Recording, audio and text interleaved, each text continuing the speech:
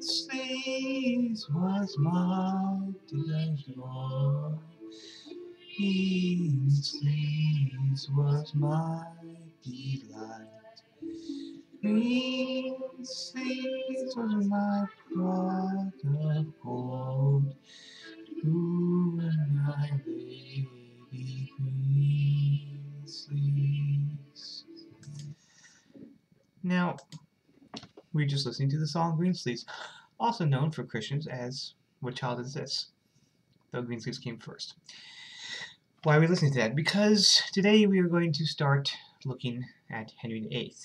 I say start looking. The next few times, we're going to be spending a lot of time on the kings and queens of England.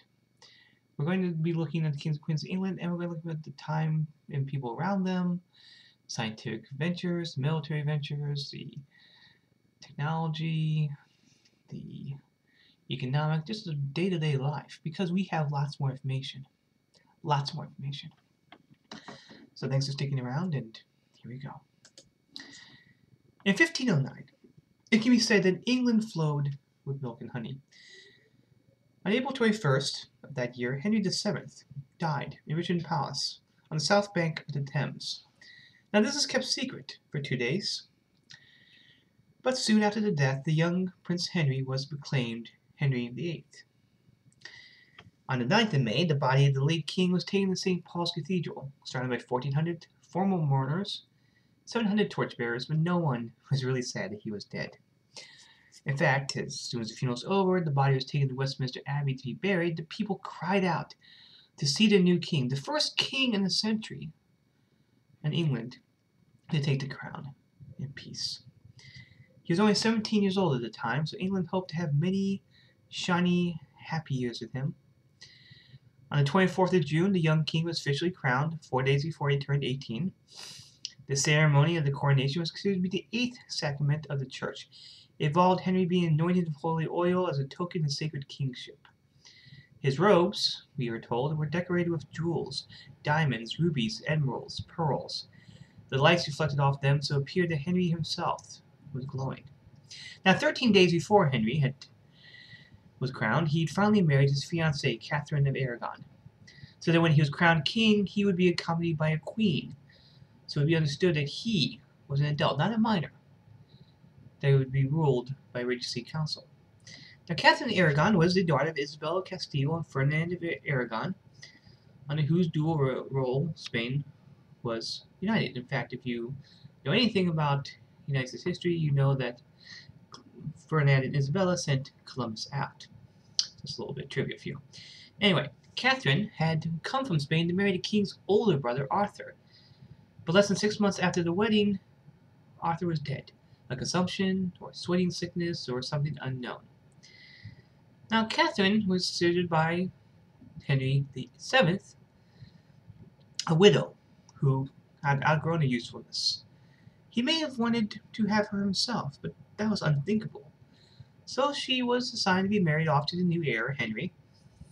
But she waited for the next 7 years in silence, while Henry was busy trying to find another, much better match for his heir.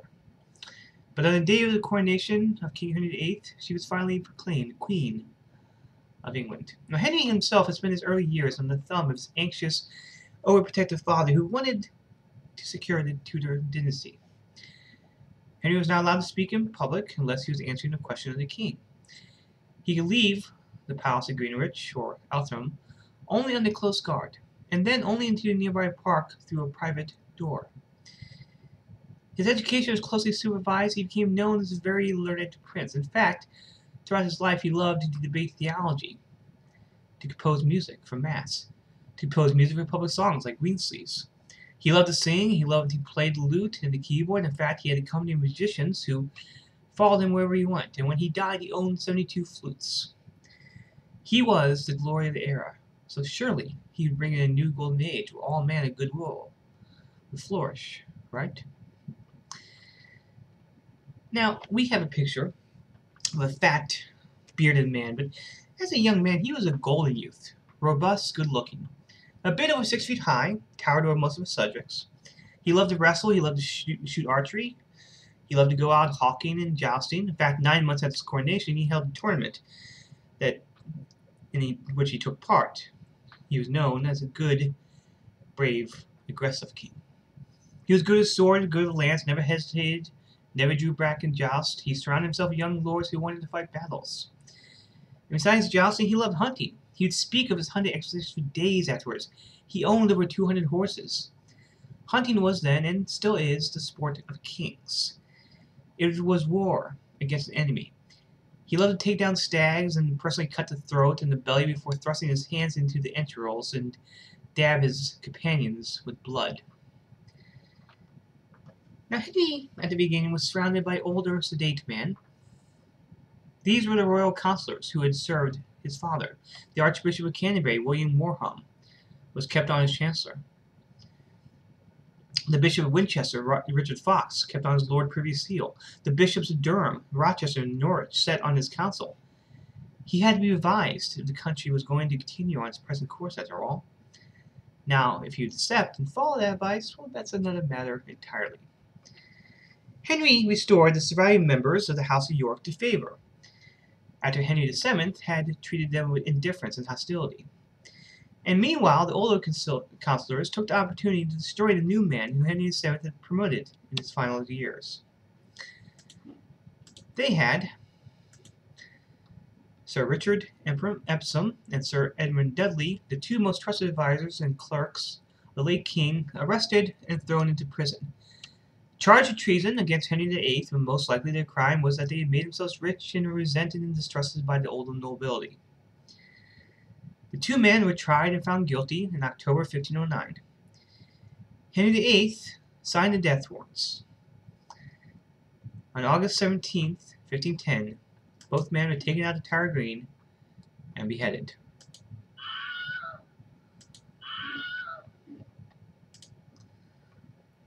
Now, it's not clear if Henry played a part in what can be considered judicial murder. At least at this point. Although later on the evidence is quite clear that he used the same methods to remove his enemies, and in any case the royal nod had to be given before the axe could fall. But Henry did have an uncertain temper. He was a king. He could be generous and magnanimous, but self-willed and capricious.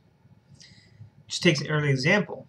In the summer of 1509, a letter arrived from the French king Louis XII in reply to one sent by Henry where he requested peace and friendship. Henry had actually written that letter. It had been sent in his name by his royal council. Henry was, shall we say, royally pissed. He demanded to know who had written the letter, for he looked on France as the ancient enemy. After all, only Calais was still in English possession over what had once been the huge Plantagenet Empire.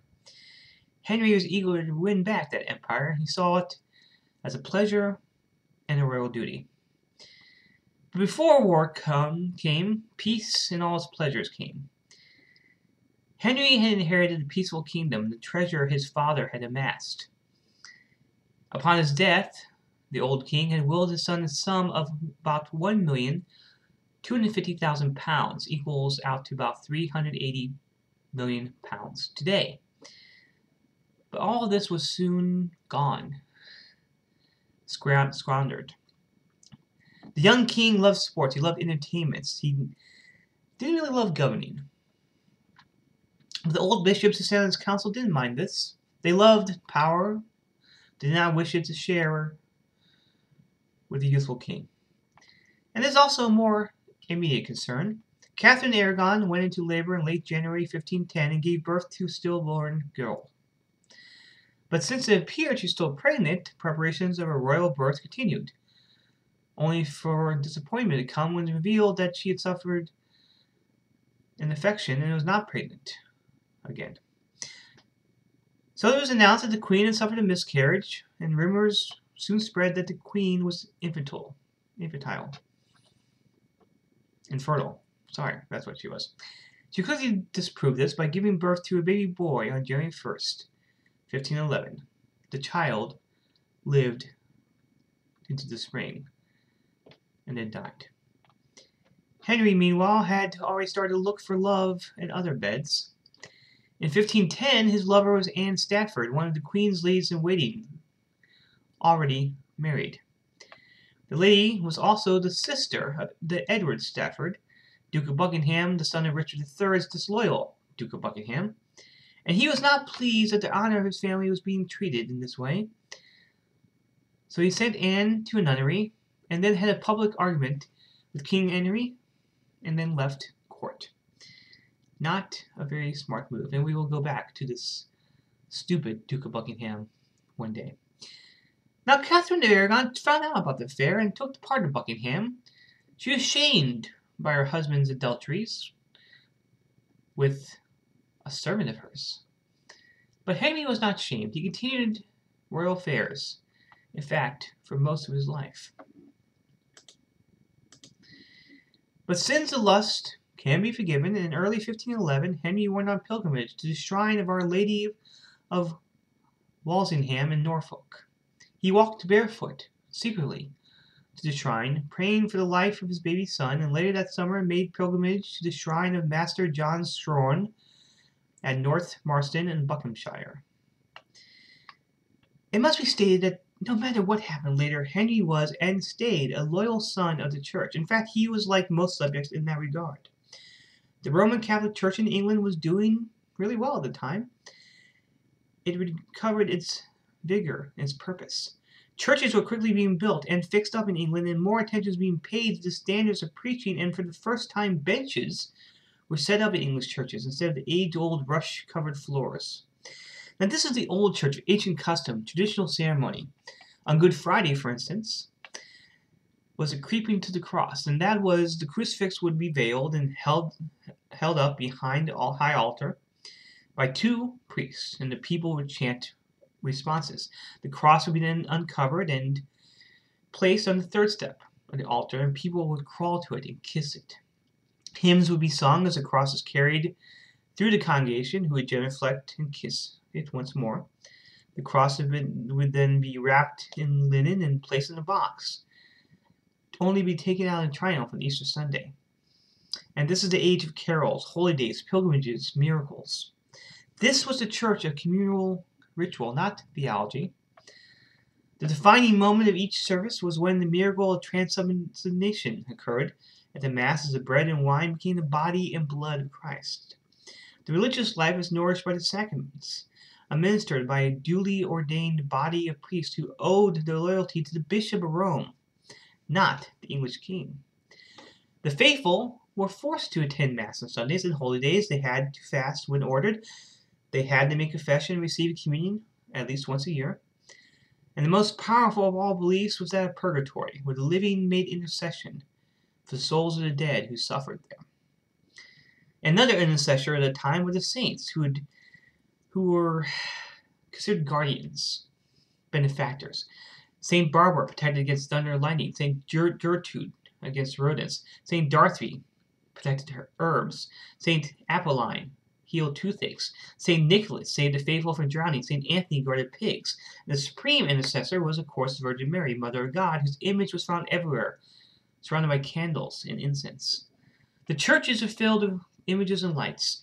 The London churches, for example, we know, contain treasure chests of silver candlesticks, censers, silver crucifixes, silver chalices.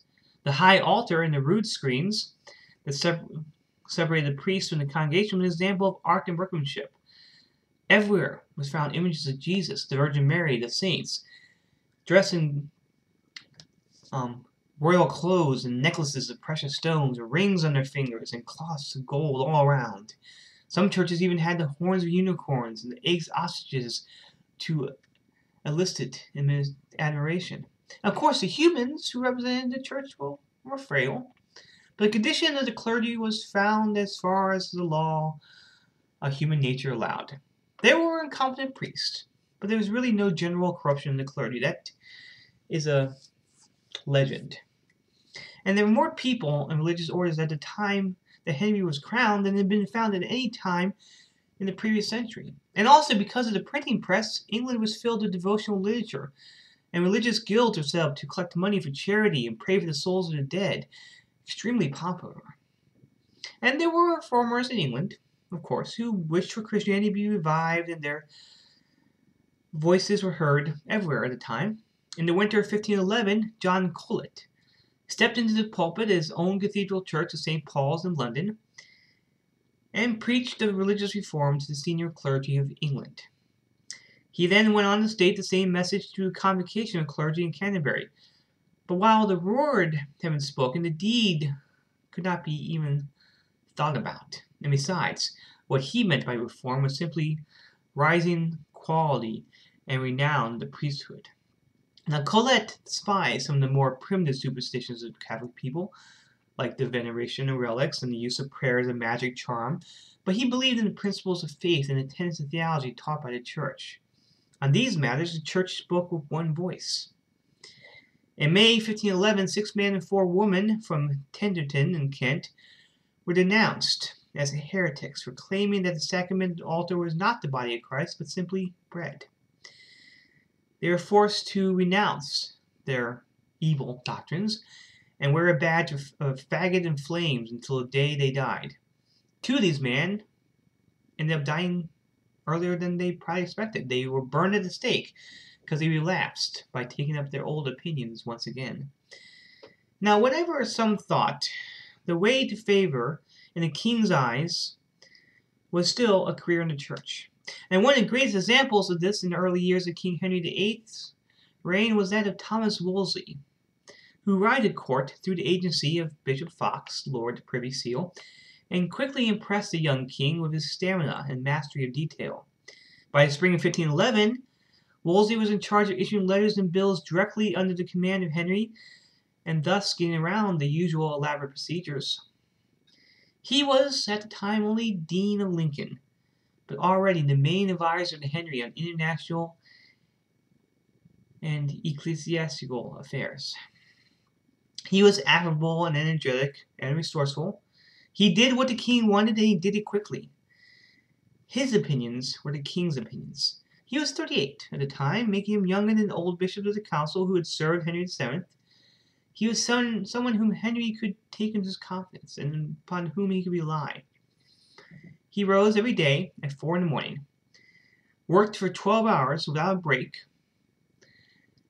not bothering to eat, not bothering to go to the bathroom. He would then hear Mass, eat a light supper, and go to bed. He was the instrument of the king's will, and he quickly became forceful in Henry's wish to move against France. In November 1511, Henry joined a Holy League with the Pope and his father-in-law, Ferdinand of Spain, so he would be able to attack France with papal approval. Henry wanted war. There's always a reason to fight France. There always was going to be a reason to fight France. And in this instance, French troops invading Italian territory was the cause. So in 1512, Parliament ordered all male children to learn the skill of archery. But there's other advice being whispered in the king's ear at the time. The bishops and statesmen in the royal council advised peace against the hazard and cost of war with France. And many of the reformist clergy preached against war and warned that a man of peace should not suddenly become a lion of war. But the old nobles and the young lords around Henry pressed for combat and glory and an alliance with Spain against France. Catherine of Aragon, who had been appointed Spanish ambassador to the English court while she was waiting to marry Henry VIII, so she was queen and Spanish ambassador, she was also doing what she could to press for war with France. She was doing what her father wanted. Now, Henry wanted military glory. He wanted to be great. He wanted to be like the legendary King Arthur. And so, what if England was starting to go through a series of bad harvests, which made the price of bread rise and people die? The will of the king was absolute. And besides, Henry had been proclaimed King of France. When crowned, he was only claiming his birthright. So in April 1512, war was declared against France. And on June 18th, warships took 15,000 men to Spain, where they were to join the expedition to invade southern France. But when they arrived, the English found no tents, no provisions. They were forced to lay in fields and under hedges without protection from the incessant rain. The heat was oppressive when it wasn't raining. Pests were everywhere. The Spanish did not even have English beer. They had hot spiced wine, which English troops refused to drink.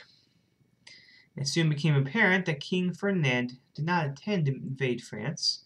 He simply wanted his border guarded by the English while he waged his own private war against the Kingdom of Navarre. Dysentery started to spread among the English, causing many deaths, and as a result of this and the poor rations, talks of mutiny soon spread.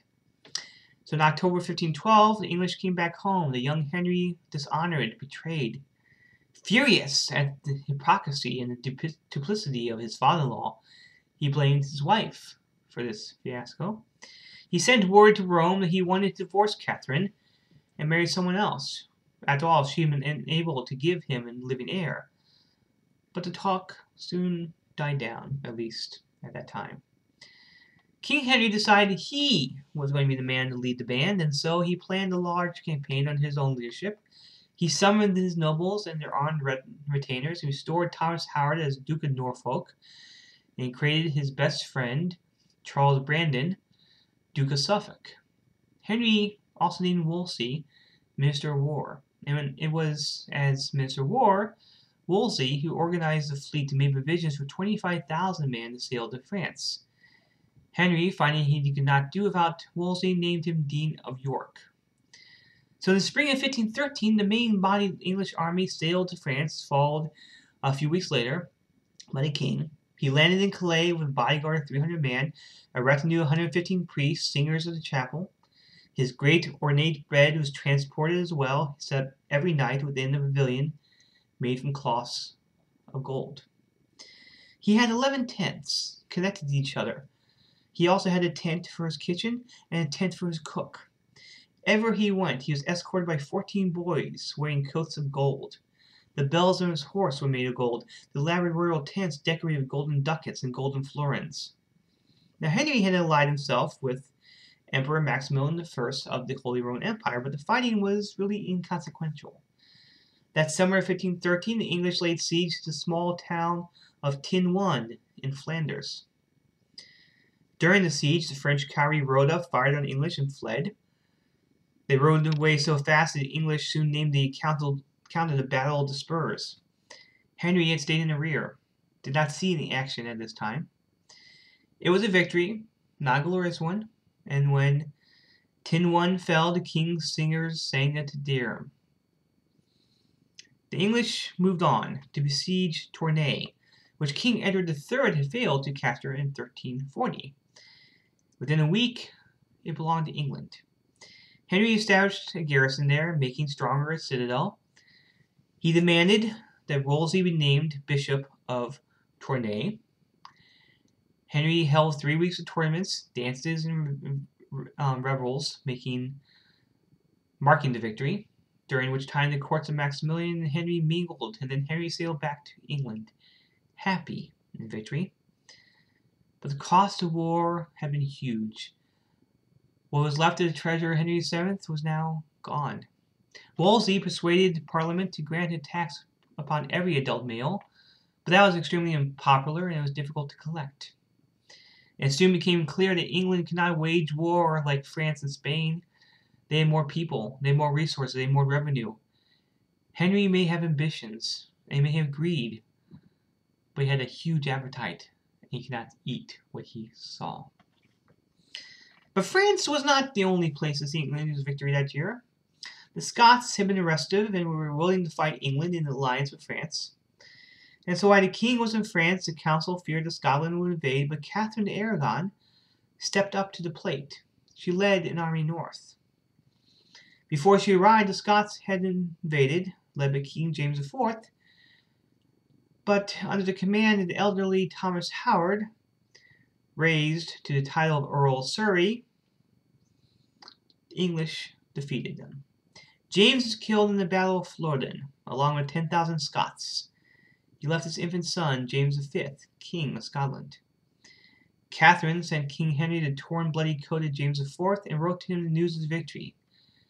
Suddenly, Henry was truly master of his kingdom. But where is he going to go now? Is he going to have that living male heir? Is the church going to stay English or Roman? Find out next time on History of England. Stay tuned.